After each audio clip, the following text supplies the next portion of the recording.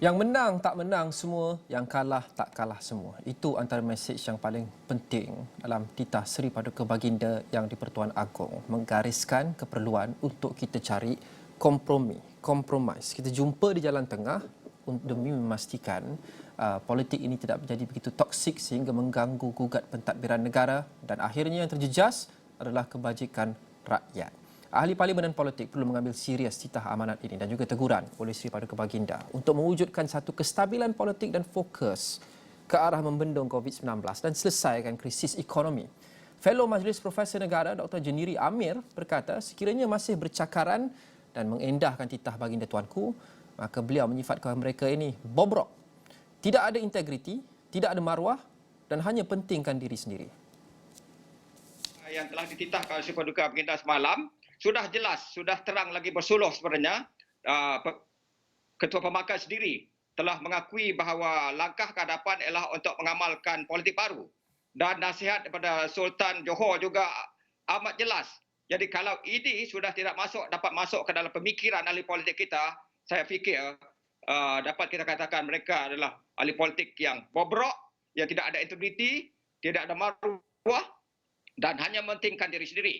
Bagi Dr. Jeniri, isu utama yang perlu difokuskan pada ketika ini adalah membantu rakyat dan bukannya menambah derita dan sakit kepada rakyat dengan pergelutan sesama sendiri.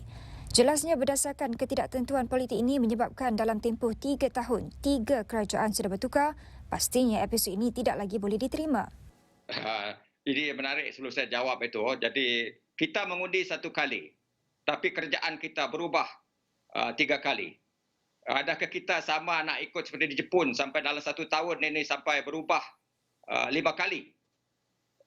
Ini suatu menarik. Jadi bagi saya malulah, amat malulah kalau pemimpin politik kita tidak mendengar lagi nasihat dan titah Seri Paduka Baginda yang di-Pertuan Agong. Berapa kali Baginda nak beri nasihat dan perintah.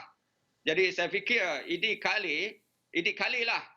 kalilah saja untuk pemimpin politik betul-betul harus buktikan bahawa mereka sebenarnya adalah pemimpin politik yang tidak mementingkan diri sendiri atau mementingkan kuasa dan sebagainya. Justru beliau mengharapkan kemelut ini dapat diselesaikan dengan segera dan kembalikan kepercayaan rakyat kepada institusi politik ini.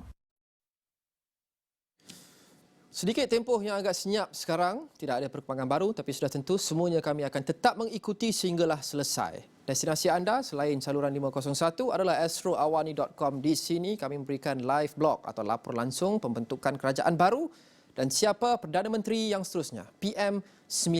Seperti anda lihat ini, kami memberikan bibit demi bibit semua perkembangan yang kami ikuti dengan wartawan kami di seluruh negara berkenaan dengan perjalanan krisis ini, termasuk jika ada sebarang ahli parlimen ataupun kumpulan yang sudah mengesahkan sokongan mereka. Nah, apa sahaja lagi yang menarik yang berkaitan dengan isu ini 24 jam 24/7 di astroawani.com dan juga di aplikasi Astro Awani dan sudah tentu semua platform media sosial kami dan anda juga boleh tonton liputan Buletin Awani khas ini di semua platform media sosial kami termasuk di Facebook dan juga di TikTok.